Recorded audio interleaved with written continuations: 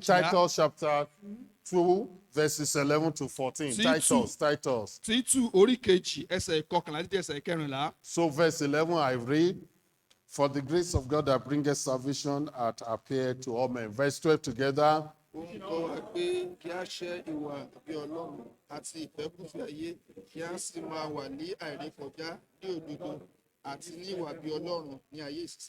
Are we reading the Bible? Are we trying to be Omaleke? No.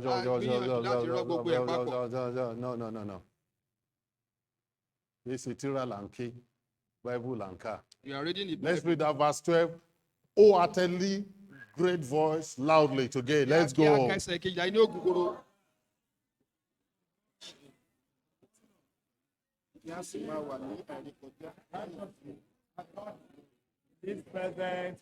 Looking for that blessed hope, the glorious appearing of the great God and our Savior, Jesus Christ. Verse 14 together now.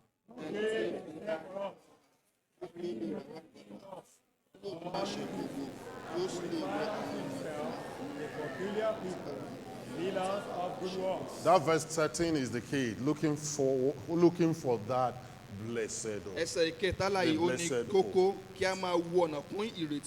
Father, bless your word this morning. Amen. As we look forward to that blessed hope, to the blessed hope, let our hope be renewed today. Amen. Our hope be strengthened today. Amen. Our hope be lifted up. Amen. We hope in you, Christ. Amen. You are our hope. Amen. Satisfy our longing, O Lord. Amen. Strengthen our spirit, O Lord. Amen. Strengthen our life, we pray. Amen. Bless us mightily through your word. Amen. Lead us today in your word. Amen. In Jesus' name. Amen. Be seated, please. I thank God for our visitors today. You are welcome. I pray you'll be blessed today. Like I was saying, for our 2021-2022 church year, that is running from February to January of the following year.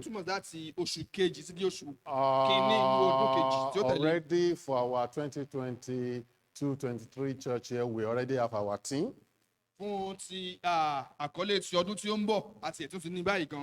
But we are not going to tell you yet. You want to hear it?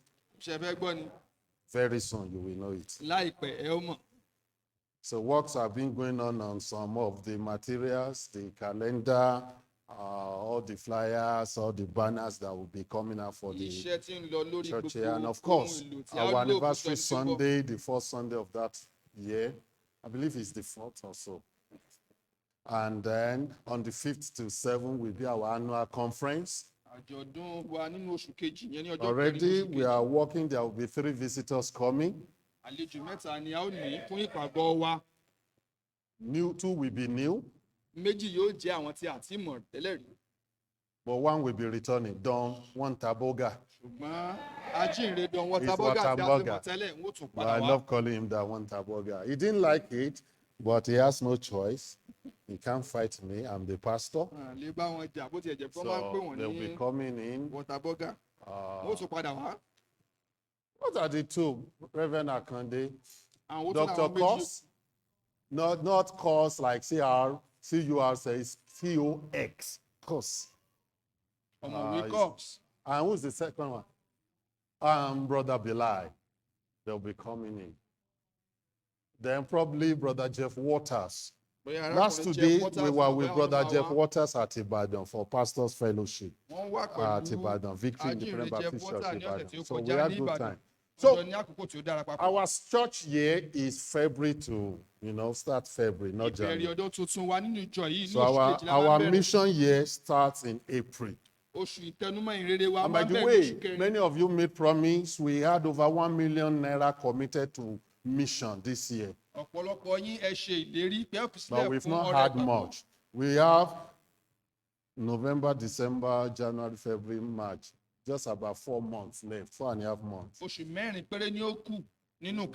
be talking about 60% now. but we don't have it. àti ní tó ìdá mẹ́fà nínú ìdá mẹ́wàá. I don't even think we have 50% of that. àti ẹ̀ tún ní I ìdajì don't gan. even think we have 40% of that. mi ò tiẹ̀ So, tún wá lérò pé but àti ní ìdá mẹ́rin nínú mẹ́wàá. you need to work on that. Your promise to God. ó Faith yẹ kí a promise. ṣiṣẹ́ for lórí mission. ìlérí wa. So back to our Fún church here. ìrere. For this year, it is Jesus Christ our hope. fún ọdún yìí lórí And ìtọ́jú like wa I ní said, Jésù I want Kristi to retí bring wa. a message to that effect. mo sì fẹ́ mú ìwàásù wá lórí eléyìí. Today, I want to speak about the hope given to us in our Lord Jesus Christ. lónìí fẹ́ sọ̀rọ̀ lórí ìrètí tí a fún wa nínú Jésù Kristi. Hope is defined as an optimistic state of mind. a sọ pé a túmọ̀ ìrètí gẹ́gẹ́ bí nǹkan tí ó dá wa lójú nínú ọkàn wa. I got this from Wikipedia. I said hope is an optimistic state of mind that is based on an expectation of positive outcomes. ìpele ipò ọkàn wa tí ó túmọ̀ sí pé à ń retí nǹkan tí ó dára pé yóò sì bọ̀ sí i. Can you give the interpreter a little bit voice? An optimistic expectation, state of mind that ipò is ọkàn based wa on optimistic or expectation of positive outcome. tí ó ń retí nǹkan tí ó dára. Optimistic state of mind based on expectation of positive outcome. ipò ọkàn wa tó ń retí nǹkan Okay. tí ó dára. That's hope. ilé ìkankan ni a pè ní ìrètí. With respect to events and circumstances in one's life. òtún yẹn ṣe pẹ̀lú nǹkan tí à ń là kọjá tàbí nǹkan nínú ìgbésí ayé wa Or the world at large. tàbí bóyá nínú ayé tí a bára wa. In its verb form, it means expect with confidence. nínú abáfisúnú ọ̀rọ̀ ìṣe ó túmọ̀ sí pé à ń retí pẹ̀lú ìgboyà. To cherish a desire with anticipation. To cherish a desire with pé anticipation. à ń pòǹgbẹ a ní ìpòǹgbẹ ọkàn fún nǹkan pẹ̀lú tá à ń retí rẹ̀ ní gbogbo ọ̀nà. It is an anticipatory emotion ó jẹ́ ìpele ọkàn wa tó yẹ pé ó ń of retí òkan. expectation. ìpele ọkàn wa tó ń retí And òkan. that gives brightness to life. When Eléyìí you have máa ń jẹ́ something kí you inú are wa kí ó hoping dùn. for. tí a bá ní nǹkan tá à ń retí. The word of God says much about hope, ọ̀rọ̀ Ọlọ́run ó sọ ọ̀pọ̀lọpọ̀ nǹkan nípa ìrètí. but never does it use the term to mean uncertainty or doubt. ṣùgbọ́n kò lu ọ̀rọ̀ wípé ó ń ṣe iyèméjì nípa nǹkan tí à ń retí yìí. It is wrong to use the term of hope from scriptural point of view to say, I hope I'm a Christian. ó jẹ́ nǹkan tí ó lòdì láti lu ọ̀rọ̀ yìí pé mo lérò pé mo jẹ́ onígbàgbọ́. I hope I'm a Christian. mo Okay? lérò pé mo jẹ́ onígbàgbọ́. It's like it is wrong for me to say, I hope I'm a Nigerian. ó dá ìgbà pé mo ń sọ̀rọ̀ bí ní ọ̀rọ̀ pé mo lérò pé ọmọ Nàìjíríà ni mí. Yes, I know I'm a Nigerian. torí pé mo mọ̀ pé ọmọ orílẹ̀-èdè Nàìjíríà ni mí. And so I know I'm a Christian. mo sì mọ̀ pé And onígbàgbọ́ ni mí. sometimes to use hope from that point of view is wrong. A point of view of something like a wish list, a gambling, a betting format. ní ọ̀pọ̀lọpọ̀ ọgbà Èyí wọ́n jẹ́- dẹ̀ yóò gbà pé jẹ́- àrò no. ní ọ̀rọ̀ pé nǹkan tí à ń Hope retí ní in nǹkan the tí ó dá wa Bible lójú. speaks of certainty. ìrètí inú Bíbélì ó sọ̀rọ̀ nípa nǹkan tí ó Because dá ni I do lójú. not hope to be something that I know I am already I am. torí pé mi ò retí láti jẹ́ nǹkan tí mo ti jẹ́ In tẹ́lẹ̀tẹ́lẹ̀ fact, rí. that was, I should add this quickly. láti yàtọ̀ eléyìí kún. Faith and hope, they go closely together. ìrètí àti ìgbàgbọ́ wọn máa lọ papọ̀. Faith and hope, they are ìrètí àti ìgbàgbọ́ two sides of a coin. ó jẹ́ bí ọmọ ìyá méjì. Faith, ìgbàgbọ́ the Bible defines it, is the hope of Bíbélì pè things. ní- It's the assurance of things hoped ó for. ní ìdánilójú ohun tí à ń retí. So when you say you have hope, tó bá sọ pé o ní ìrètí, hope is an exercise of faith. ìrètí jẹ́ pé à ń fi ìgbàgbọ́ wa sínú ìṣe. And faith is establishment or exercise as well of hope. ìgbàgbọ́ náà wá túmọ̀ sí pé à ń fi ìrètí wa sínú ìṣe. So we hope by faith à ń retí nínú that ìgbàgbọ́ we are going home to be with the Lord. wípé à ń lọ láti bá And that is olùgbàlà wa what the gbé. Bible called the blessed ohun hope. tí bẹ́ẹ̀ ṣe pè ní ìrètí tí So ó ní ìbùkún today, eléyìí. from our passage, láti ibi tí a kà lónìí, we are told as Christians a sọ gẹ́gẹ́ bí onígbàgbọ́ that the grace of God has given us a sight for the blessed hope. wípé orí ọ̀fẹ́ Ọlọ́run ó ti fún wa ní àǹfààní láti ní ìrètí tí ó And ní the ìbùkún. blessed hope is simply the second coming of our Lord Jesus Christ. Ìrètí ó ní ìbùkún yìí òun sì ní ìpadàbọ̀ Jésù Kristi This Olúwa wa is the lẹ́lẹ́kejì. greatest blessing of knowing the Lord. Ó ní ìbùkún tí ó ga jù láti mọ Ọlọ́run. That one day Wípé ní ọjọ́ kan we will live with him eternally. wípé a ó bá a gbé títí láé. We will live with him A eternally. ó bá a gbé títí láé. No matter what this world brings, Nítorí bá wù kí ayé yìí kí ó mú wa. we may have the bless of what the world has to offer. A lè ní ìbùkún tí ayé lè fi fún wa o. We may always be faced with challenges of life A till sì we lè die. dojú kọ ọ̀pọ̀lọpọ̀ ìpèníjà nínú ayé yìí. But one thing is certain for a child of God. Ṣùgbọ́n nǹkan wà tí ó dájú fún ọmọ Ọlọ́run. You are going to a place Pé mò ń lọ sí ibì kan. that you will enjoy forever. Pé màá gbádùn títí láé ni. A place of perfection. Ibi tí pípé wà.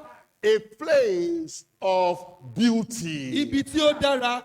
A place of eternal joy. Ibi tí ayọ̀ àìnípẹ̀kun tí ó wà. So before I encourage you as to the blessed hope we have in Kí Christ, wọ́n tó gbẹ̀yìn ní ọ̀jù nínú ìrètí tí ó ní ìbùkún tá let nínú us Kristi take a Jésù. moment to examine 3 classes of people in the world today Ẹ jẹ́ kí a wo ìpele àwọn èèyàn mẹ́ta nínú ayé lónìí. in respect to their relations to hope. Nígbà tí a bá ń wo irú ìrètí tí wọ́n ní. Are you listening to me this Ṣé ẹ̀ ń morning? tẹ́tí gbọ́ mi láàárọ̀ yìí? First, there are those without hope. Àwọn kan ń bẹ tí ò ní ìrètí. In Ephesians chapter 2, verses 11 and Nínú 12. ìwé Éfésù orí kejì ẹsẹ̀ Ephesians ìkọkànlá àti chapter ẹsẹ̀ 2, kejìlá. verses 11 and 12. Put it up. Éfésù orí kejì. The Bible says, wherefore remember that ye being in time past Gentiles in the flesh. Nítorí náà, ẹ rántí pé nígbà àtijọ́ rí ẹ̀yin ti jẹ́ kèfèrí nípa ti ara. Who are called uncircumcised, uncircumcision by that which is called the circumcision in the flesh made by hand. Ti àwọn tí à ń pè ní akọlà tí a fi ọwọ́ ṣe Verse ní 12 ara says pẹ̀lú àìkọlà. that at that time ye are without Christ. Note that. Ẹ̀wẹ̀lẹ̀ ẹsẹ̀ kejìlá tó ń pé ní àkókò náà yìí ẹ̀yin wà láìní Kristi. Being alien from the commonwealth of Ẹ Israel jẹ́ àjèjì sí àǹfààní àwọn and ọlọ́tọ̀ strangers from the covenants of promise, àti àlejò sí àwọn Listen to májàmú this. ìlérí having no láì ní ìrètí and without God in the àti world. láì ní Ọlọ́run lé ayé. Yes, according to the word of Gẹ́gẹ́ God, bí ọ̀rọ̀ Ọlọ́run o. there are those today who are described as having no hope Àwọn kan ń bẹ tí Bẹ́ẹ̀ni sọ pé wọn ò ní ìrètí. because they are without God in this Torí pé wọn ò world. ní Ọlọ́run nínú ayé wọn. I ask, who are those without Wọ́n hope? bí àwọn wo ni ò ní According ìrètí. to Ephesians chapter 2, verse Kí 12, ni tètè bẹ́ẹ̀ ṣùṣọ́ they are lórí kejì? those without Wọ́n ní àwọn tí Christ. kò ní Kristi. Let me submit to you Jẹ́ kí today. n sọ fún ọ láàárọ̀ yìí. Everyone who do not have Christ, everyone who does not have Christ Gbogbo ẹni tí kò ní Kristi. is without hope. Ó jẹ́ ẹni tí kò ní ìrètí. No hope. Kò sí ìrètí. No Kò hope. sí ìrètí. That's why Paul said in the book of 1 Corinthians chapter 15, somewhere there. Bọ́ọ̀lù ìwé Kọ́ríńtì He kìíní. said, if it is in this world that we have hope in Christ, we are of all men most miserable. Àwa ni ó tòṣì jùlọ. Because we have Christ today, Oríta ní Kristi lónìí. this world is not the end for us. Ayé yìí kì í ṣe òpin fún wa. We have blessed hope. A ní ìrètí tí ó But ní to ìbùkún. those who are without Christ, Ìgbà àwọn tí kò ní the Kristi. Bible describes them as people without God, Bíbélì ṣe àpèjú wọn pé wọn ò ní Ọlọ́run. And Wọn ò without nírètí. Wọn ò hope. sì nírètí. without Wọn hope, ò nírètí. and without Wọn ò sì God. ní Ọlọ́run. Do you have Christ today? Ǹjẹ́ o ní Kristi lónìí? That means you have hope. Ìtumọ̀ sí pé o ní ìrètí. You have eternal hope. O ní ìrètí àìnípẹ̀kun. You have everlasting O hope. ní ìrètí ìyè You have àìnípẹ̀kun. encouraging O hope. ní ìrètí tó gbé lè rú You ọ̀sẹ̀. have enlarging O hope. ní ìrètí tí ó You gbòòrò. have empowering O ní hope. ìrètí tí ó lè sọ di Because alágbára. Christ Jesus Pé Kristi Jésù. is that O ní hope. ìrètí náà. He is the O hope. ní ìrètí. He is the expectation of O ní future. ìrètí ọjọ́ He is iwájú the tí à ń wò. expectation of glorious O ní future. ìrètí ọjọ́ ọ̀la tí ó dára. Those without Christ Gbogbo àwọn tí kò ní Kristi. are those without hope. Òun ni àwọn tí kò ní ìrètí. That's the first category of people. Eléyìí jẹ́ ìpele àkọ́kọ́ àwọn tí wà This láyé. has nothing to do with the religion. Eléyìí ò ní nǹkan ṣe pẹ̀lú ẹ̀sìn o. This has nothing to do with Kò ní religion. nǹkan kan ṣe pẹ̀lú ẹ̀sìn rárá. Listen to me. Gbọ́ mi o.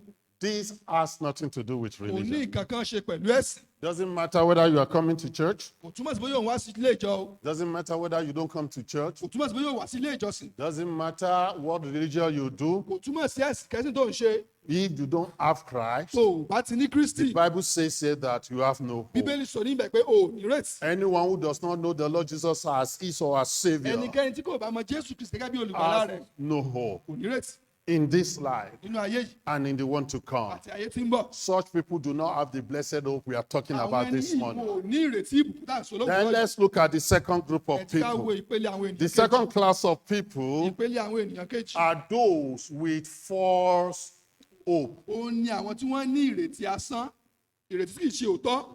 I think of Bible passage to go with this, Wọ́n á wo ọ̀rọ̀ Ọlọ́run tí mo lè wò pẹ̀lú eléyìí. but I go back to Matthew chapter 7 verses Wọ́n á 21 padà to sí 23. ìwé ìrè Mátì We orí just keje finished studies from those passages. ibi tí a ṣe kẹ́kọ̀ọ́ tán lórí rẹ̀ láìpẹ́ yìí. But in chapter 7 verse 21 to Mo verse ní orí 23, keje ní ẹsẹ̀ ìkọkànlélógún tí Matthew chapter 7, ìwé ìrè Mátì the orí Bible keje. says, look at it. Ìbéèrè sọ wípé Not everyone that said unto me, Lord, Lord, òun ṣègbè tí ń pè mí ní Olúwa shall Olúwa enter into the kingdom of ni heaven, yóò wọlé ìjọba ọ̀run. but he that doeth the will of my Father which is in Bí heaven. kò ṣe ti ń ṣe ìfẹ́ Look bá at verse 22. Men will say to me in that day, ọ̀pọ̀lọpọ̀ ni yóò sọ fún mi ní ọjọ́ Lord, yìí pé Lord, Olúwa have we Olúwa not prophesied in thy name? àwa kò wá sọ And bẹ́ẹ̀ in thy ní name orúkọ have rẹ we bí cast out devils. àti ní orúkọ rẹ And in lé that ẹ̀mí èṣù name jáde have done many wonderful àti ní works. orúkọ rẹ lé aṣọ And ọ̀pọ̀ then iṣẹ́ will I ìyanu ńlá. profess unto them, Nígbà náà lèmi ó wá jẹ́wọ́ fún I wọn pé never knew you. èmi kò mọ̀ yín rí. Depart from Ẹ me, kúrò lọ́dọ̀ mi, ye that walk in iniquity. ẹ̀yin oníṣẹ́ ẹ̀ṣẹ̀. Wow, sadly, Ẹ wá jẹ́ nǹkan tí ó bà inú jẹ́. those who have false hope. Àwọn tí ó ní ìrètí asán. This category tells about some group of people who Ìpele think they yìí, are saved and Ó not, sọ they are nípa not àwọn saved. tó kún wọn lérò pé àwọn ní ìgbàlà ṣùgbọ́n wọn ò tí ì ní ìgbàlà. And that goes to everyone Eléyìí sì ní í ṣe pẹ̀lú who gbogbo do ènìyàn not genuinely know Jesus tí Christ. kò tí ì mọ Jésù ní tòótọ́. They are the same as people with no hope. Wọ́n wà ní ìpele kan náà pẹ̀lú àwọn tí kò ní You ìrètí. know why? Jẹ́ mọ̀dí. Because false hope Torí pé ìrètí asán, is no hope. ó túmọ̀ sí kò sí ìrètí. But then you see those with that hope Ṣùgbọ́n wá wo àwọn tí kò ní ìrètí yìí o. are even a bit better than those with false hope. Wọ́n á sàn ju àwọn tó ní ìrètí asán lọ. Because at least they know that they have no hope. Torí pé wọ́n mọ̀ pé àwọn ò ní ìrètí. And then it can be easier for them to come and receive hope in Ó Christ. sì rọrùn fún wọn By láti wá receiving gba Jesus ìrètí Christ. nínú Jésù But Kristi. those with false Báwọn hope, tó ní ìrètí asán, they are simply self-conceited, àwọn kan jẹ́ àwọn tí wọ́n ń tara wọn jẹ. self-deceitful. Wọ́n ń tara wọn jẹ. They are full of Wọ́n religion. kún fún ẹ̀sìn. They may be pastors Wọ́n lè today, jẹ́ oníwàásù lónìí o. but they have no hope Ṣùgbọ́n wọn ò ní ìrètí. because their life is based on false Torí hope. pé ìgbésí Come on ayé now. wọn lórí ìrètí asán ni. Remember, Jesus is the one speaking in Matthew chapter Jésù 7. ló sọ níbi tá a Said, I kà yìí will o. tell them I never knew Ó you. lè mi ó sọ fún pé mi ò mọ̀ yín rí. Because you do not have hope. Torí pé ẹ̀ ní ìrètí. What you had is false Ó hope. tẹ́ ní ìrètí asán ni. And there are many areas of life that this false hope can appear. Ọ̀pọ̀lọpọ̀ ìgbésí ayé ní ìrètí asán sì lè wá. Those with false hope are found here in Africa. Àwọn tí a tó ní ìrètí asán And yìí they wọ́n ní are all over the Wọ́n world. sì pọ̀ ní olúwa False ìyàgbọ́lá hope is ayé. far worse than no hope at all. Ìrètí asán ó burú jà jẹ́ tí ò ní False ìrètí lọ. hope seems to be self-sufficient Ìrètí asán tó gbé ó tẹ ipò tó wà until ìtẹ́ times Ọlọ́run. of testing come. Nígbà tí àsìkò tí Many men ìdòtí and bá wá. women have found out that their hope was mere vanities when trouble arises. Ọ̀pọ̀lọpọ̀ wọn ò rí nígbà tí ìṣòro bá dé When pé troubles ìrètí àwọn asán ni. Arise. Nígbà tí ìṣòro bá dé. Those who have false hope, Gbogbo àwọn tó ní ìrètí asán yìí. not built upon a firm foundation in the Lord Jesus Christ. Wọn ò ní ìpìlẹ̀ tí ó dá inú Jésù They are Kristi. like that foolish man from verse 24 of Matthew chapter 7, Wọ́n dàbí ọkùnrin aṣiwèrè yìí. who hears the word of God and does not do Ẹni it. tí ó gbọ́ ọ̀rọ̀ náà tí Jesus kò ṣe. said, it's like a man who built his house on the sand. Jésù sọ pé ó dàbí ẹni tí ó ń kọ́lé sórí iyanrìn. Built his house upon the sand. We look at that. Let me tell you, a drunkard, the drunkard who thinks that he can quit at any time he likes. I'm just drinking. I will quit whenever I have. Tó bá gbó òun ó pọtí sílẹ̀. I tell you, that man has false hope. Ẹ jẹ́ n sọ fún irú ẹni bẹ́ẹ̀ ó ní ìrètí asán. Because without Christ, you have no power over alcohol. Torí pé Amen. láìsí Kristi ò lè ní agbára lórí ọtí. To the drug addict who thinks that he can escape his problems by Ẹni tí ó getting mu high, oògùn olóró tó lè kúgbà tó ń bá mu oògùn olóró òun lè gbé that òun lè tán. person has false Irú hope. ẹni bẹ́ẹ̀ ó ní ìrètí asán. To the thief who thinks he can steal without consequences, Ẹni tó has lè false tó hope. ń jalè torí pé kò ní sí àbáyọrí rẹ̀ òun náà ní ìrètí To that asán. church member who thinks that baptism and church membership are all good deeds, is all that is necessary to escape hell, he has false fún ẹni hope. tó ń lọ sílé ìjọsìn tó rò pé ìtẹ̀bọmi àti jíjẹ́ ọmọ ìjọ lè mú ní To the rebellious child who disobeys his or her parents. Hello. ọmọ tó ń ṣe àìgbọràn sí àwọn òbí rẹ̀. And thinks that he or she has gotten away with his actions, or her actions has false tó hope. lérò pé òun ó mú jẹ ó ní ìrètí asán. I tell you, to that husband or to that wife fún ọkọ tàbí ìyàwó who is unfaithful tó jẹ́ aláìṣòtítọ́ to his or her partner, sí ẹnìkejì rẹ̀ yet thinks they are clever enough to get away with their action. tó wá lérò pé òun gbọ́n láti máa mú jẹ You have what? False hope. ó ní ìrètí asán. There are those who believe in religion, àwọn tí wọ́n gbàgbọ́ nínú ẹ̀sìn religions without Christ. láìsí Kristi They have false hope. wọ́n ní ìrètí asán. Like in the words of God, nínú ọ̀rọ̀ Ọlọ́run the gẹ́gẹ́ bí ọ̀rọ̀ Bible Ọlọ́run said Eli's sons were evil. bẹ́ẹ̀ sọ pé àwọn ọmọ Élì wọ́n burú But they jẹ́ thought that since they were born into a prominent family, wọ́n lérò pé nítorí pé wọ́n ti bí being àwọn children of the high priest bí then, àwọn jẹ́ ọmọ olú that they àdúrà could get away with their actions. bí àwọn lè mú gbogbo iṣẹ́ àwọn jẹ Yes, that was a false hope. eléyìí jẹ́ ìrètí asán. I say even wisdom that is not founded upon the fear of mo God lè sọ pé ọgbọ́n tá a rí inú is ọ̀rọ̀ Ọlọ́run vanity and vexation of ó spirit. jẹ́ asán nínú According asán to Ecclesiastes 1:18, that is false hope. gẹ́gẹ́ bí ìwé oníwàásù ṣe sọ ní orí kìíní ẹsẹ̀ kejìdínlógún. There are those who believe in a second chance beyond this present àwọn life. míì lérò pé àwọn tó lè ní àǹfààní mìíràn nígbà tí àwọn bá kú. They believe that repentance can be made after one wọ́n dies. lérò pé àwọn lè ronúpìwàdà nígbà tí àwọn bá kú. That is a false hope. ìrètí asán lélẹ́yìí. There are those who believe that if they marry an infidel, àwọn ìlógun nígbà tí àwọn bá fẹ́ ẹni tí kò jà tí ò ṣe déédéé tí kò if they marry déédéé, an unbeliever, táwọn bá ṣe ìgbéyàwó pẹ̀lú ẹni tí kò that ṣe they ọmọ can náà lead them to Christ. wípé àwọn lè darí wọn sí ọ̀dọ̀ That Kristi. is what? eléyìí That jẹ́ is ìrètí what? ó jẹ́ ìrètí asán. That is false hope. Most married women, most women who married unsaved men, ọ̀pọ̀lọpọ̀ àwọn ìyàwó tí wọ́n fi ọkọ tí kò tí ì wind ní up ìgbàlà falling down in their own Christian lives. Hello? Hello? Most. ọ̀pọ̀lọpọ̀ wọn Those who have not fallen, it's more difficult for them to live Christian life. wọ́n á rí i pé ó jẹ́ nǹkan tí ó nira fún wọn láti gbé ìgbé ayé onígbàgbọ́ wọn. Young people, ẹ̀yin ọ̀dọ́ don't have false hope. ẹ má ṣe ní ìrètí asán. Don't have false hope. ẹ má ní ìrètí asán. Don't think you can ever marry somebody with wrong belief. ẹ má lérò pé Somebody tí kò who is tí ì not ní born ìgbàlà again. ẹ tí ò tí ì ní ìgbàlà ẹ má lérò pé ẹ lè fẹ́ irú ẹni bẹ́ẹ̀. I will convert him. a máa yí ọkàn rẹ̀ Who padà. are you? Are you the Holy Spirit? ṣé wọ́n jẹ́ ẹ̀mí mọ́ tó lè yí It ọkàn is ẹni the Holy padà ní Spirit that converts. iṣẹ́ ẹ̀mí mọ́ lélẹ́yìí. You can't. o ò lè ṣe It's a false hope. ìrètí asán ni. So I can go on and go on and go on. The mo lè list lọ can láti go on. mọ fún ọ̀pọ̀lọpọ̀ àpẹẹrẹ Every area, ní gbogbo ọ̀nà. anything, Ohun every gbogbo area of your life. gbogbo ojúṣe Listen pẹ̀lú to ayé this. rẹ That is against the Bible. tí ó lòdì sí Bíbélì. And you think you can get away with it. o wá lérò pé o lè mú jẹ It's a false hope. ìrètí asán ni o. Every step you take gbogbo ìgbésẹ̀ tí o bá gbé that is against the Bible, tí ó lòdì sí ọ̀rọ̀ Ọlọ́run you are building your life on false hope. ò ń gbé ìgbésí ara ẹ lórí ìrètí asán. Perhaps you are here today bóyá o ti wà wà níbí lónìí holding on to false hope. tó gbé ìrètí asán ló jì You mọ́. can come to the Lord in repentance o lè wá sí ọ̀dọ̀ Ọlọ́run nínú ìròdì and pìwàdà ask Him to help kó you wá béèrè kó ràn ọ́ lọ́wọ́ and hold to, so that you can be delivered from false hope. kí a lè bá a gbà ọ́ lẹ̀ nínú ìrètí asán. So the first group are people without hope. ìpele àkọ́kọ́ ní àwọn tí kò ní ìrètí rárá. Then people with false hope ìpele at the kejì second ó group. ní àwọn tó ní ìrètí But then asán. we have the third group. ṣùgbọ́n tó wá ní ìpele The kejì third class of people are those with true hope. ó ní àwọn tó ní ìrètí òtítọ́.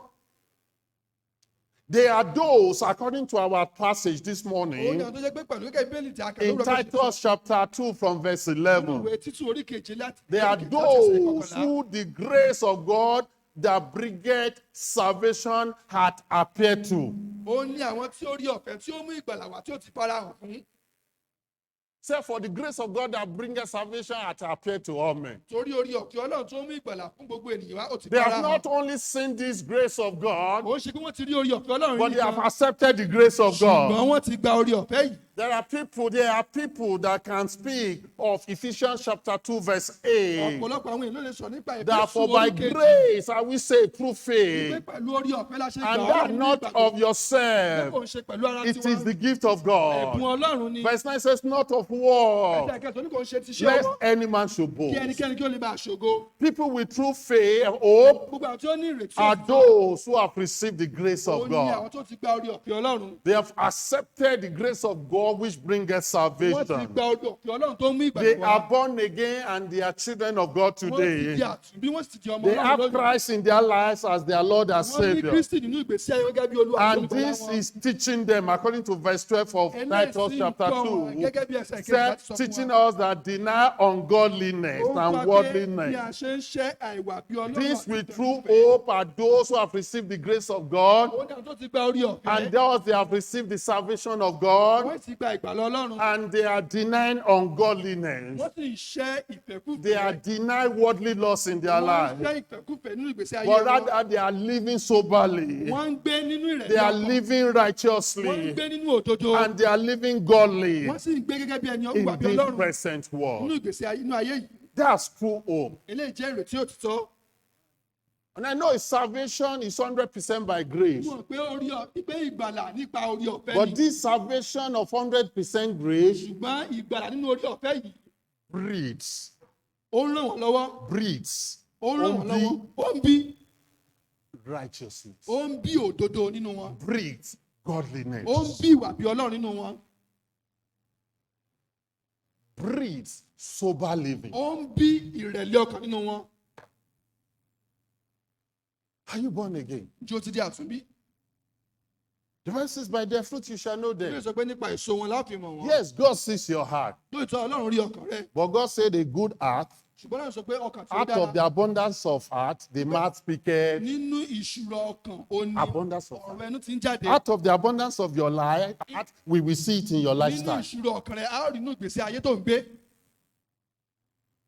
True hope Ìrètí òtítọ́, is the blessed hope. ó ní ìrètí tí ó ní ìbùkún. Those who have received the grace of God, Gbogbo àwọn tó ti gba orí ọ̀fẹ́ Ọlọ́run. those who have put their faith in Jesus Christ, Gbogbo àwọn tó ti fi ìgbàgbọ́ wọn sínú Jésù those who Kristi. have accepted their Lord Jesus Christ as their Savior, Gbogbo àwọn tó ti gba Jésù gẹ́gẹ́ bí Olúwa àti olùgbàlà wọn. they get born again. Wọ́n di àtúnbí.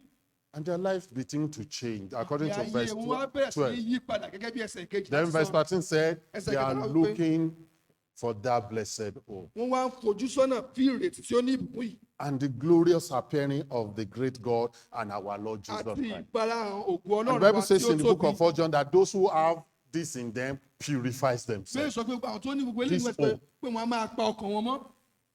See, it's simple. Ó jẹ́ nǹkan tó Those with true hope gbogbo àwọn tó ní ìrètí òtítọ́. are those who are born Ó again. ní àwọn tó ti di àtúnbí. And every day of their lives, Lójoojúmọ́ gbogbo ìgbésí ayé they are wọn. consciously living Ìmọ̀ye yìí ó wá ní ìgbésí ayé in the wọn. light of the appearing of Jesus Ní Christ. pé Jésù Kristi ó ń bọ̀ lọ́jọ́ kan. Hello? They are living Bí wọ́n ṣe ń gbé ìgbésí their ayé wọn life daily lójoojúmọ́. as if Jesus will come that very Gẹ́gẹ́ present bí moment. wà pé Jésù ó dé ní àkókò yẹn gangan ni.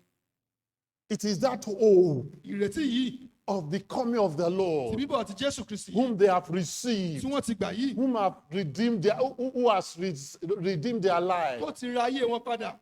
It is that consciousness Nínú ìmọ̀ye yìí that is helping them to live presently, ló ń ràn wọ́n lọ́wọ́ láti gbé to bẹ́ẹ̀ ṣe gbé live ìgbésí ayé wọn. soberly, Láti gbé nínú to ìrẹ̀lẹ̀. live Láti gbé righteously, nínú òdodo. and to live godly. Láti gbé gẹ́gẹ́ bí ìwà bí Ọlọ́run.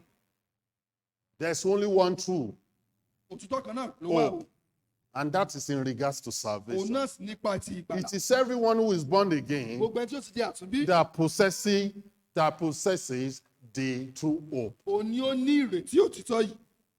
I love the way the Bible puts it in Hebrews chapter 6, Mo fẹ́ràn bí ṣe sọ́nù ìwé Hébérù orí kẹfà. verse 18 and 19, verses 18 and 19. Ẹsẹ̀ ìkejìdínlógún àti ẹsẹ̀ ìkọkànlélógún. Hebrews chapter 6, verses 18 and 19. Hébérù orí kẹfà. That by two immutable things, Pé nípa ohun àìlèyípadà méjì. in which it is impossible for God to lie, Nínú èyí tí kò lè ṣe fún Ọlọ́run láti ṣèké. we might have a strong consolation, Kí àwa tí ó ti sáàsábẹ́ àbí who àbò have rẹ̀. fled for refuge to lay hold upon, listen, other like that, the hope set before us. God Tí ó cannot dájú lie. láti di ìrètí tí ó God gbẹ́kẹ̀lé. has said, Ọlọ́run kò lè parọ́. promise before us. Ọlọ́run ti ṣe ìlérí tẹ́lẹ̀ rí. that no matter what happens in this world, ìgbébó tí ó wù kí ó ṣẹlẹ̀ ní ayé yìí the hope we have, the blessed hope, is that one day ìrètí tí a ní yìí o we'll be in heaven with him. yóò wà lọ́run pẹ̀lú That's rẹ̀. all we need. Ohun gbogbo tí a nílò That's the greatest hope we can have. That's the hope that will help our present life. ó ní ìrètí tí ó ran ìgbésí ayé wa lọ́wọ́ nísinsìnyí. Hello, am I speaking to somebody? The hope we preach from this pulpit ìrètí tá à ń wàásù nínú pẹpẹ lórí is pẹpẹ yìí beyond hope of financial ó prosperity. di ìrètí pé mo fẹ́ lówó lọ o. Is beyond the hope of anything of this present ó world. di ìrètí ohun gbogbo tí a Because fẹ́ no nínú ayé matter yìí lọ. what you have in this world and you don't have in this ohun tí ó world, bá wù ká nínú ayé yìí tàbí ètò àná. the only joy, the only profit, the only greatest thing is that blessed ohun hope tí ó jẹ́ èrè of wa jùlọ eternity, of eternal ó life in ní Christ in heaven. ìrètí ìbùkún yìí nínú Jésù Kristi ní ayérayé. And this is the hope that is not preached in many churches ó today. ti ní ìrètí tí ọ̀pọ̀lọpọ̀ àwọn yóò wà sínú ìjọba lónìí. Because the hope we are preaching is the hope of feel good. torí ìrètí tá à ń wà lónìí pé ìrètí pé kí a ṣá wà láti The gbogbo hope tí ó of you dára. will make it in this ìrètí life. pé yóò dára nínú. Oh, if it is only in this life we have hope in Christ, we are of all men most tó miserable. bá jẹ́ pé nínú ayé nìkan láti ní ìrètí ajé òtòṣì jùlọ. Verse 19, Hebrews 6:19. Say which hope we have as an anchor of the èyí tí soul. àwa ní ní ìdákọ̀rù See, ọkàn. the hope of that eternal life with God, eternal enjoyment with Jesus, that blessed hope of his coming, the second ìbùkún coming, ìrètí tí a ní pẹ̀lú is ìpàdánù Jésù what Kristi. is strengthening our soul. Òun Is ló the ràn wá anchor lọ́wọ́. of our soul. òun ni ó ràn wá lọ́wọ́. I don't know if I'm breaking it down enough for mi you. mọ̀ bóyá ó ń yé wa dáadáa lówùúrọ̀ yìí. And this hope, the anchor of our soul, is both sure and steadfast. ìdákọ̀rù yìí ó mú wa jẹ́ nǹkan tí ó It dájú. perseveres, which enter into that within the veil. tí ó sì This lọ hope sínú ilẹ̀ is called the lẹ́ẹ̀kan. blessed hope. ìrètí yìí ó ní ìrètí ìbùkún. Titus 2:13 again said, looking for that blessed hope títún lẹ́ẹ̀kan and sí the lẹ́ẹ̀kan. glorious appearing of the great God and our Savior Jesus kí a Christ. máa wo ọ̀nà fún ìrètí tí ó ti ní So ìbùkún our àti hope that ìbàdàn someday we will see the Lord. ìrètí wa ni pé ní We ọjọ́ will kan be a ó with rí the Olúwa. Lord. a ó wà pẹ̀lú We Ọlọ́run. will be with him eternally. a ó wà pẹ̀lú rẹ̀ títí There will láéláé. be no more pain. There will be no more sorrow, no kò ní more sí ìnira crying. mọ́ kò ní sí ìṣòro mọ́ kò ní sí ẹkún I mọ́. believe that this verse is referring to the rapture of the church. Olùgbàwọ́ pẹ̀lú ẹ̀ṣẹ̀ yìí ó sọ Someday nípa the ìpadàbọ̀ trumpet Jésù is Kristi. going to ní sound, ọjọ́ kan ìfè yóò and the dead in Christ will first rise àwọn up. tí ó ti kú nínú Kristi wọn ò And we which are alive and remain shall be caught up with the Lord in the air. a ó parapọ̀ pẹ̀lú Jésù Kristi. That's the blessed hope. ilé ìjẹ́ ìrètí tí ó ní First Thessalonians chapter 5, verse 13 to 18. Thessalonica kìíní orí Let me karùn-ún tell láti some ẹsẹ̀ of the ìkẹtàlá. blessings of this our hope. ẹ jẹ́ kí n pín pẹ̀lú wa díẹ̀ nínú àwọn ìrètí tó ní ìbùkún yìí. When that hope is realized, nígbà tí a bá ti ní ìrètí yìí when that hope, that blessed hope is fulfilled, nígbà tí ìrètí tó bá wá sí I'm ìmúṣẹ. talking about that someday glorious morning mò ń sọ̀rọ̀ nípa ọjọ́ ìyanu yìí ọjọ́ when tí we kò see the Lord face to nígbà tí face, a bá rí Olúwa wa ní ojúkorojú. when we are changed into his glorious body. nígbà tí a bá Yes, his faradà glorious body. pẹ̀lú sí àwọ̀ tí ó lógo yìí That eternal body. pẹ̀lú àwọ̀ tí a ti ṣe lógo yìí. We shall see him as he is. a ó rí gẹ́gẹ́ bí òun Because the gọ́gọ́ Bible says we shall be as he torí bẹ́ẹ̀ is. sọ pé àwa ó dàbí rẹ̀ bí òun ti rí. So when we see the Lord Jesus nígbà Christ, tí a bá rí Jésù Olúwa wa listen today, ẹgbẹ́ yìí o. when that glorious blessed hope is nígbà fulfilled tí ọjọ́ eventually, ìmúṣẹ ìrètí nígbà tí ó bá dé. our problems with defilement of sin ìṣòro will be wa over forever. pẹ̀lú ẹ̀ṣẹ̀ nínú ẹran ara yìí yóò dópin títí láéláé. Our problems with the defilement of sin will be over. ìṣòro This wa body. nípa ti ẹran ara tí ó ní ẹ̀ṣẹ̀ yìí yóò Titus dópin chapter títí láéláé. 2 verse 14. títù orí kejì ẹsẹ̀ kẹrìnlá. This is much like Bible study. That's Ilé it. ìgbà pé Jesus à ń kọ́ our ẹ̀kọ́ hope. Bíbélì. Jésù Kristi Titus retí wa. chapter 2 verse 14. Look at Títù this. orí That kejì ẹsẹ̀ who kẹrìnlá. gave himself for us, ẹni tí ó fi ara rẹ̀ fún wa. that he might redeem us from all iniquity. kí o lè rà wá padà kúrò nínú ẹ̀ṣẹ̀ gbogbo. One day, ní ọjọ́ kan at that rapture, nígbà tí ìpè bá dún. I'm going to be removed from every consequence of sin. a ó mú mi kúrò nínú gbogbo ohun tí ń ṣe ti ẹ̀ṣẹ̀. I will be removed from all iniquity. a ó mú mi kúrò nínú gbogbo tó ní ṣe Said, pẹ̀lú ẹ̀ṣẹ̀. redeem us from all ó iniquity. rà wá padà kúrò nínú gbogbo ẹ̀ṣẹ̀. There will be no more kò disease. ní sí àìsàn mọ́. àmín. There will be no more kò disease. ní sí àìsàn mọ́. kò ní We sí may àrùn. leave this world till we die with disease. a lè wà nú ayé yìí pẹ̀lú ọ̀pọ̀lọpọ̀ àìsàn o. Okay, let me blow you up. Blow your mind away. We can be good Christian, A lè jẹ́ onígbàgbọ́ tòótọ́, faithful Christian. tó jẹ́ olótìtọ́. And the Lord may choose that we battle a disease, a sickness or the other till we leave this world. Ọlọ́run sì lè gbà láàyè ká máa bá ìṣàn kan tàbí òmíràn ká máa bá àwọ̀ ìyá àjà títí á fi kúrò nínú ayé yìí. I know. Hello. Ṣé ń gbọ́ mi? See, our Christianity, our mindset of Christians should be based on the Bible. Not all Ipò ọkàn wa these nípa ti feel gbàgbọ́ láti good ṣe preaching. pẹ̀lú ti Bíbélì kò ń ṣe nípa ti. Yes, Bíbélì you tí kò can be kókó. a good Christian and still have sickness trouble. A lè jẹ́ onígbàgbọ́ tòótọ́ o, ká sì tún ní àìsàn ní àgọ́ ara wa. And it may please the Lord never to remove that sickness. Ó sì lè wu Ọlọ́run kó má mú àìsàn yìí kúrò. Maybe something you will battle with and battle with and battle with till you Ó die. lè jẹ́ nǹkan tá a bá wọ̀ ìyá àjà títí tá a fi kú. Like Paul put it, Gẹ́gẹ́ bí that Paul may ṣe sọ. be the thorn in your flesh. Eléyìí lè dàbí ẹ̀gún nínú àgọ́ ara wa. Paul was a very fine Christian. Pọ́ọ̀lù jẹ́ onígbàgbọ́ tí ó Paul dára. was a beautiful Ó Christian. jẹ́ onígbàgbọ́ olótìtọ́. Paul was a fervent Ó Christian. jẹ́ onígbàgbọ́ tó In jáfáfá. fact, God even used Paul to perform Ọlọ́run miracles, tẹ̀ nílò healing, láti in ṣe ọ̀pọ̀lọpọ̀ order. iṣẹ́ ìyanu. But Paul said, I have a thorn in my flesh. Mo bá sọ pé ó ní pé mo ní ẹ̀gún ní àgọ́ I ara mi. prayed 3 times. Mo gbàdúrà That lẹ́ẹ̀mẹ́ta. 3 times means number of perfection. That Paul prayed fully Tí to ó God. gbàdúrà He ní agonized before the Lord. nínú rírú Then ọkàn. finally, God said to him, Ọlọ́run wá tó wá sọ fún un. I'm not going to remove that thorn. Mi ì ní mú ẹ̀gún yìí kúrò o. Bí Yorùbá ṣe máa ń sọ, ṣé ẹ fẹ́ gbọ́? Bó ṣe bá a kú nù. You are going to live with it till you die. Ìwàásù tá a fẹ́ gbọ́ nù lónìí o. That's the kind of preaching we don't want to listen to. Because God said, I put that in you to even help you Ọlọ́run eventually. sọ pé mo fi eléyìí sínú ara rẹ láti ràn ọ́ lọ́wọ́. You have too much gift in you, O Paul. ní ọ̀pọ̀lọpọ̀ ẹ̀bùn lára rẹ lóòótọ́. That turn is given for you to humble you, Ṣùgbọ́n eléyìí a fi sínú àgọ́ ẹ̀ láti to rí keep you ọkàn focused so that you don't misbehave. Listen, Kí o má bàa listen, ṣìwàwù. listen, Ẹgbẹ́ mi o. listen. I don't know what challenges you are going Mi ò through. mọrú nǹkan tá à ń là kọjá o. And I pray in the will of Mo sì God gbàdúrà ní òfin that He Ọlọ́run. will graciously give you Pé breakthrough. yóò mú wa láti làájá. But the Lord may wish or may will Ó lè that wu you Ọlọ́run. will not get that breakthrough. Gbogbo ẹni máa ń ní àná.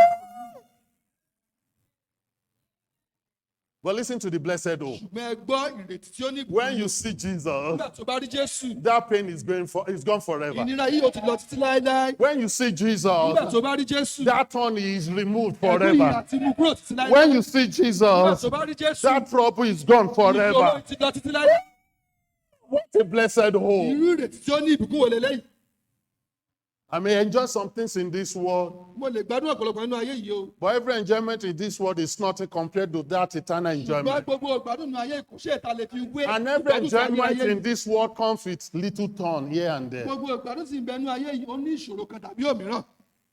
I'm tired of today's Christianity. Gbogbo ìgbàgbọ́ tá à ń ṣe lórí That ti all we preach and all you young people, all they preach for you is that only positive, feel good, with it. Yeah, you will make it. Yeah, tomorrow will be great. Ọ̀la yóò dára. Yeah, you will never have Ó problem. níṣòro kankan. You will have problem. Ó níṣòro. I will have problem. Màá níṣòro In this world, nínú ayé yìí. Nítorí ẹran ara wa. defilement of this flesh. Nítorí ẹran ara I've tí a always ní. said this to those who are not, who have not heard it. Let me repeat it. Ẹ jẹ́ kí n tó sọ lẹ́ẹ̀kan sí i. We love to eat meat, don't we? A fẹ́ràn láti máa jẹ ẹran.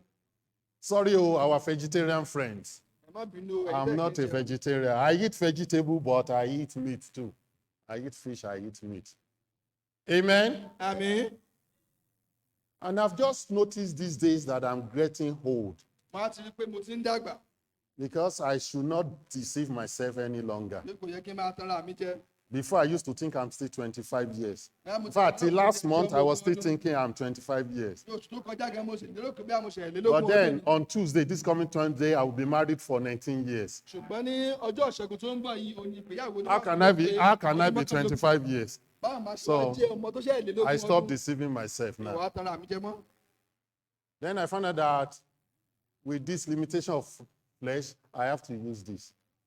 Wọ́n á rí pé pẹ̀lú àgọ́ ara tó yẹ pé kò já bábà yìí wọ́n ní láti Now, lògùn. if I'm looking at Mr. Okay said it's small. Now, it's big. Nígbà tí wọ́n á fi kó wọn sórí táwọn rí pé bàbá òkè tóbi dáadáa. Orí wọn. Orí bàbá òkè tóbi. Now it is small. Look at it. It's nígbà tí small. wọ́n yẹ̀gò lójú orí bàbá òkè kéré. Now it's big. That goes for every one of you. Don't think it's only Mr. Okay. Amen. That is old age. Ó túmọ̀ sí gbàgbà tí That ń is dé. weakness of this body. Ó túmọ̀ sí àìṣe Some of àti us ara. may get grace than that. Ọ̀pọ̀lọpọ̀ alẹ́ ní orò fẹ́ jù báyìí lọ. Our Christianity today always want to claim Caleb's lifestyle. Ìgbàgbọ́ tí òde òní ó fẹ́ gbé Who ìgbé said ayé at tí Caleb- 80 that he's still as strong as when he was Nígbà 40? tí ó gbé ọmọ ọgọ́rin ọdún, ó ṣe Not kékeré every lójoojúmọ́. one of us will have that Kò grace. ń ṣe gbogbo aláàánú orí ọ̀fẹ́ yìí. Yes, many of us we want to claim Moses' grace. Gbogbo aláfi àwọn fẹ́ ń pẹ́ orí ọ̀fẹ́ tí Who Mósè. at 120 years, his eyes are not dim. Ẹni tí ó ti lórí ọgọ́rùn-ún ọdún My fẹ́ eyes kí are ojú òkú getting dim now. ojú oníwàásù tí ń wo bàìbàì. Does that mean I'm not born again? Ṣé ó túmọ̀ sí wọn kí wọ́n ti di àtúnbí ni? So now I use this to even use my phone now. I'm beginning to. Now I've just discovered something last week. Wọ́n ti ẹ̀tún wá rí nǹkan ní ọ̀sẹ̀ tí ó kọjá. That when I put it forward where I see better, if I don't use this, it's a discovery. Pastor Joseph discovered that too. Because your eyes are getting dim these days. Amen. Àmín. Before I used to think it was a fashion statement when Brother Ashobalaje and Brother Oke put their glasses like this. Àti ẹ̀rọ pé báyọ̀ tí Look at that. wọ́n fi ń ṣe fashion nígbà tí I thought it's a bàbá fashion Ṣọ́baládé- statement. They It's might not a go fashion okay. statement too. It's a quick access to see. Wọ́n ṣe Àgbà bí wọ́n fi ń today. ṣakọ, ṣùgbọ́n láì tètè ríran ni. Amen. Láì tètè fi sójú padà.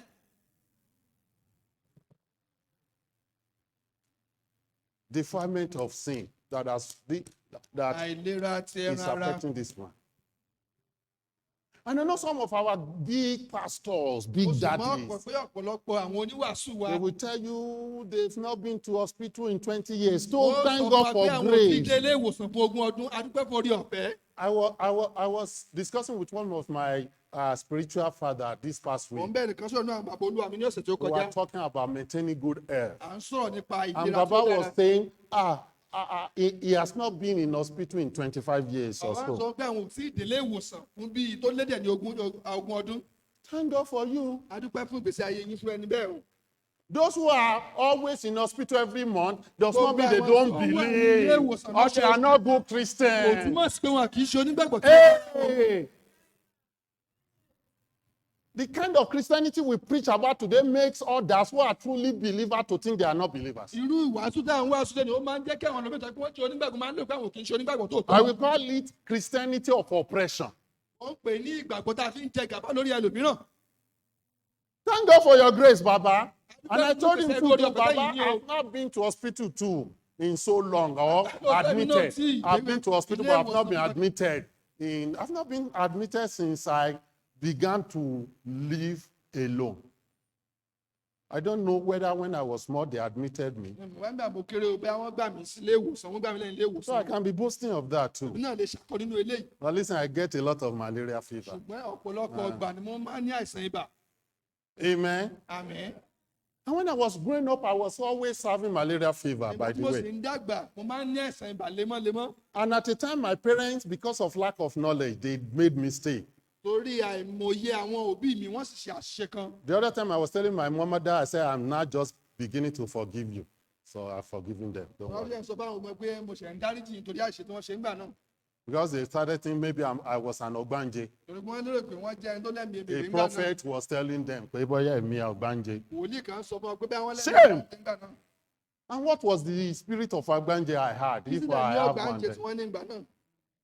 I always faint. Mo máa ń Wọ́n máa dákú. sábà dákú. To my secondary school. Títí náà fi dé ilé ẹ̀kọ́ gíga.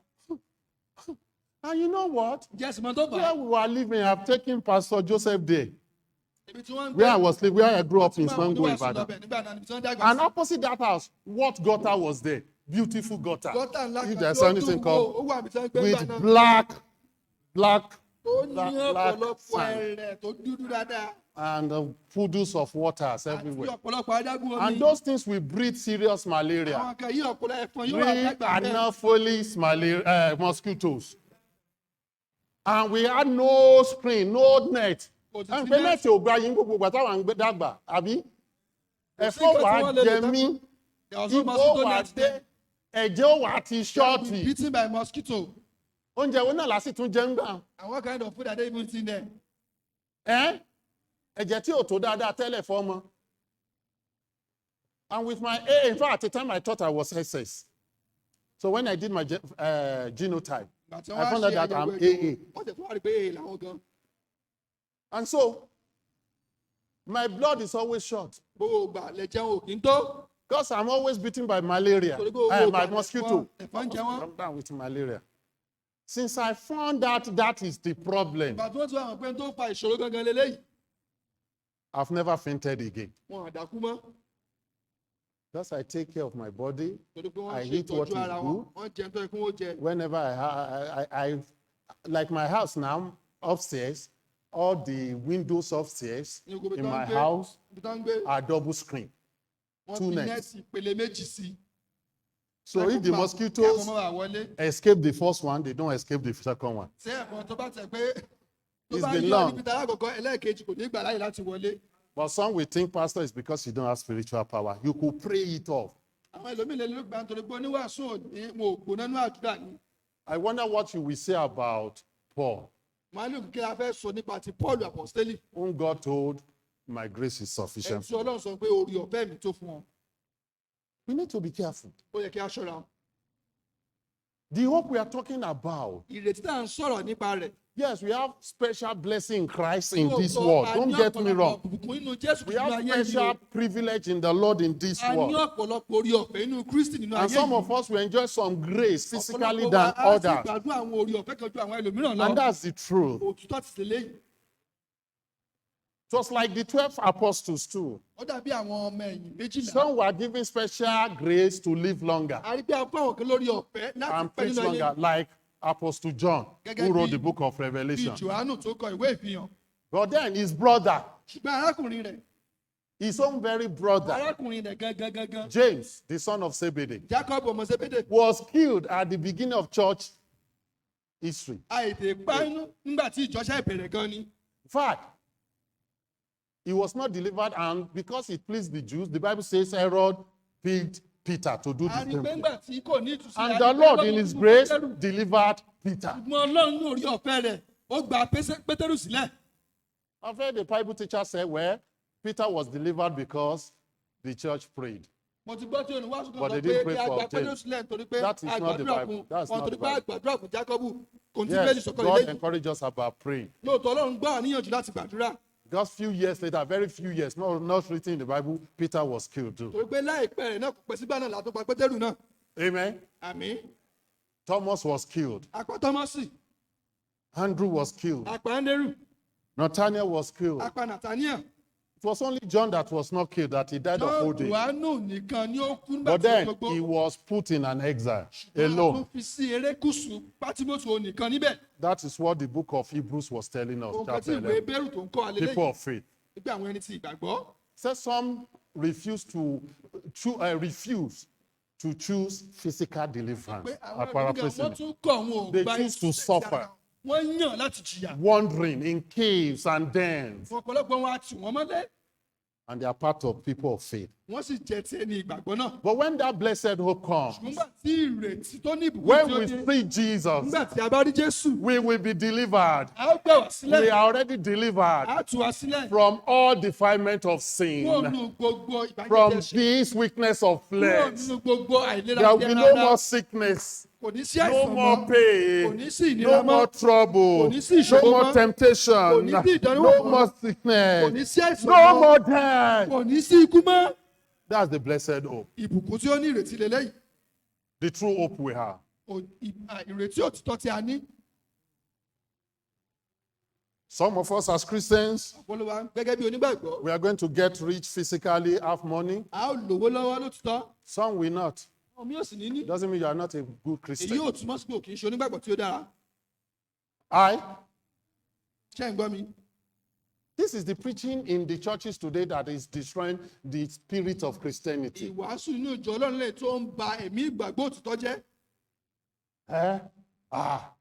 Gbogbo ẹgbẹ́ ẹ̀kọ́lé ò tí ì kọ́lé, o mọ̀ pé ogun ló ń jà, ogun ilé, ogun ọ̀dẹ̀, ogun ẹ̀kúlé, ogun. Don't you know that our wickedness are troubling you? Because of the Ègún firstborn. àkọ́bí, ègún àbíkẹ́yìn, Because of the ègún last àbísàárín. Hello? I know this is the preaching you don't want to hear. Mọ̀ pẹ̀lú ìwàásù tẹ́ kì í You ṣe will all déédéé. build Gbogbo houses. yín lẹ́kọ̀ọ́lé.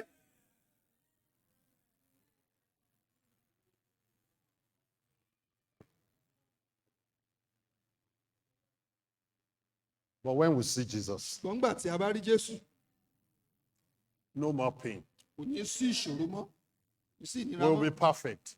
A ó di ẹni pípé, We will enjoy the Lord a ó gbádùn Ọlọ́run forever. títí láé, Forever. títí láé. Secondly, when we see Jesus, Ìkejì, nígbà tí a bá rí Jésù, talking about this blessed hope, nígbà tí a ń sọ̀rọ̀ ìbùkún the tí ó true nílé hope, sí our jẹ́ problem ìṣòro wa with lowliness pẹ̀lú pé à ń dá wà nìkan will be over forever. yóò dópin títí láéláé. That verse 14 again Ẹsẹ̀ ìkẹrin said he will redeem us from all iniquity. Ẹni tí ó rà wá But padà listen, he fún said he ìgbésẹ̀ will gbogbo, prefer unto himself a peculiar people. kí ó sì lè wẹ Separated. àwọn ènìyàn kan mọ́ Purify fún ara means rẹ̀. separate unto himself. Wípé ó He yà will sí gather ọ̀pọ̀ us in heaven with him. God Yóò is wá kó purifying ẹ̀kọ́ unto pẹ̀lú himself a rẹ̀ ní peculiar Ọlọ́run. people. In heaven, I will be with my new family of believers. A wà wá pẹ̀lú ẹbí wa I will be tuntun. drawn unto Christ himself. A wà pẹ̀lú Kristi Jésù. And I will nìkan never fúnra have rẹ̀. the feeling of loneliness A again. wà nínú ìmúra pé a dá wà lójú Oh, while we are still in this world mọ́. Nígbà today, tí a wà láyé we lónìí still o, faced with a rí loneliness. pé à ń dá wà lọ́pọ̀lọpọ̀ ọgbà. Sometimes loneliness is not absence of people around you. Ọ̀pọ̀lọpọ̀ kò sí pé torí pé kò sáwọn ènìyàn láyìíká There wa o. are pain we cannot share even with the closest Ọ̀pọ̀lọpọ̀ person. ìnira là lè bẹ́ẹ̀ lòmíràn pé There are trouble we face that nobody can understand. ọ̀pọ̀lọpọ̀ ìṣòro ni kò lè We yé feel ẹlòmíràn. lonely, we Wọ́n feel bẹ̀rẹ̀ pé a dá alone. wà, àwa nìkan ni. We feel lonely, we feel alone. A rí pé a dá wà. And what we can say to people is that we can't Ìdáhùn understand. ló máa sọ pé kò lè yé yín.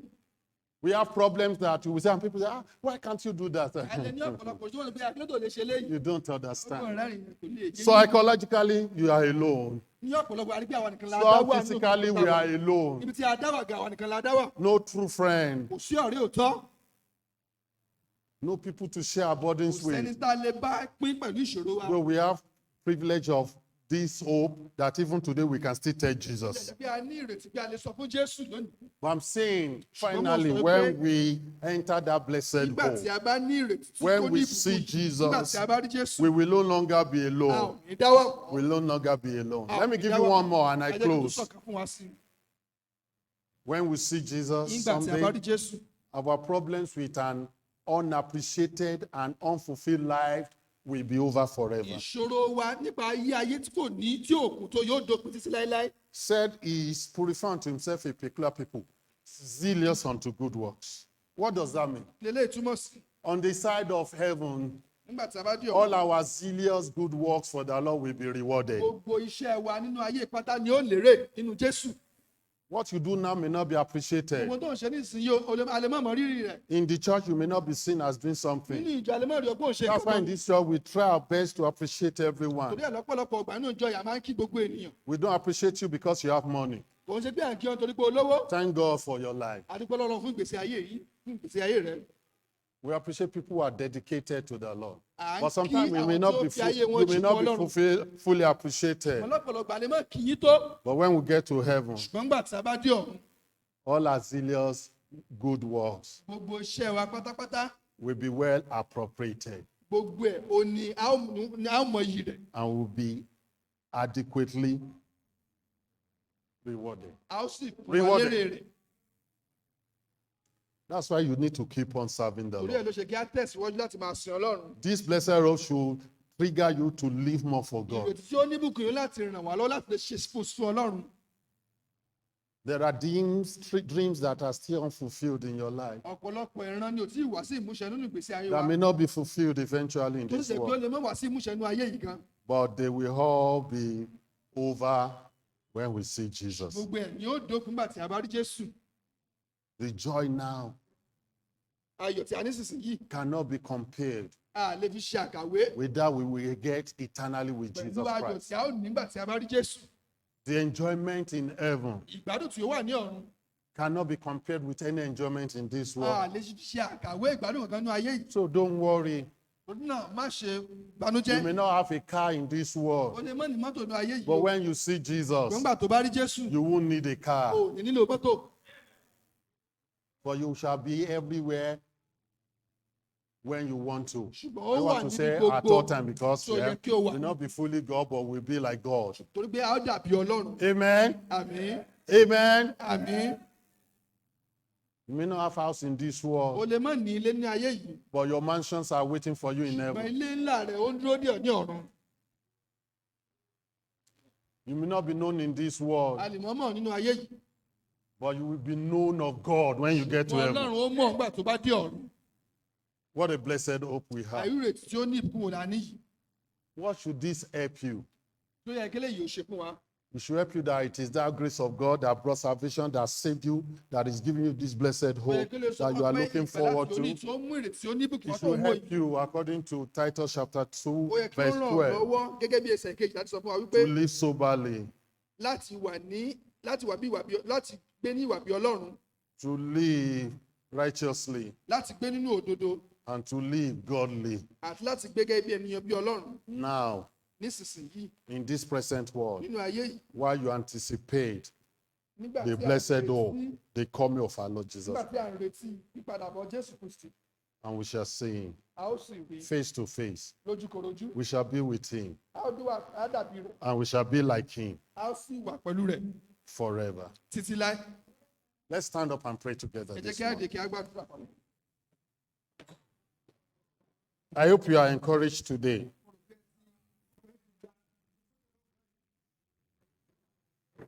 When I hear the news of Boko Haram, of killing, of kidnapping, I always tell my pastors can testify to this. I always say, well, it's for short time. I always say that. It's for short time. I will be with the Lord forever. That is helping me to keep faith, to enjoy life as it is, to keep serving God. Lord, thank you for your encouragement.